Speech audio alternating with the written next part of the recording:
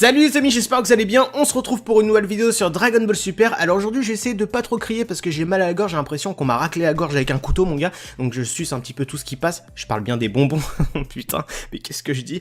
Dans tous les cas, aujourd'hui j'ai une grosse annonce à vous faire. La reprise de l'animé potentiel de Dragon Ball Super et surtout la confirmation du nouvel arc de Dragon Ball Super en manga dès le 21 novembre. Et j'ai envie de vous dire maintenant, on peut comprendre pourquoi dans le tournoi du pouvoir en version manga, il y a des chapitres qui sont plus ou moins mauvais, même pas rattrapable, j'ai envie de dire pas excusable. Pourquoi? Parce que Toyotaro a dû être forcé à travailler rapidement, à boucler le tournoi du pouvoir pour teaser tout simplement le film à nos amis japonais dans le dernier V-Jump avant la sortie du film en salle au Japon. Et là on le voit très clairement puisqu'on nous annonce cet arc le 21 novembre, donc le prochain V-Jump qui sort dans très peu de temps.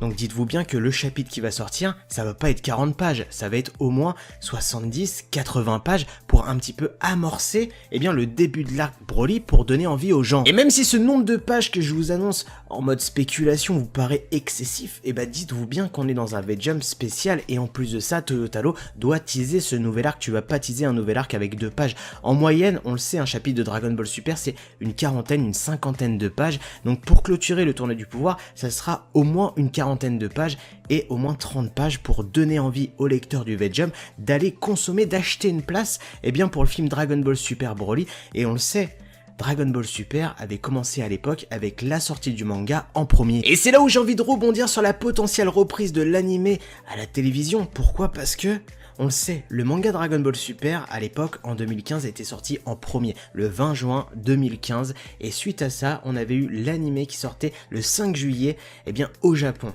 Donc on le sait, Toyotaro avait commencé Dragon Ball Super en premier parce qu'il reste le manga papier, donc c'est un support, c'est comme ça que ça se passe, généralement c'est toujours le manga en premier et après l'animé.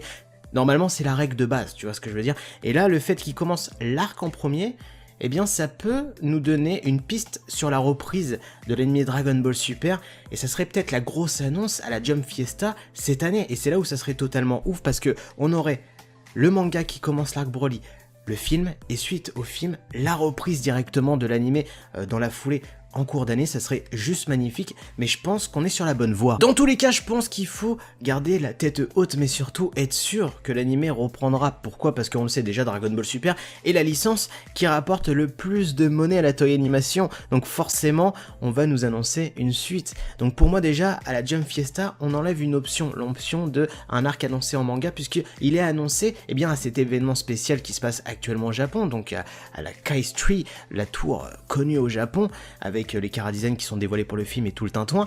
Donc pour l'arc en manga qui serait potentiellement annoncé à la Jump Fiesta, c'est pas la grosse annonce puisqu'on nous l'annonce dans une exposition, tu vois ce que je veux dire.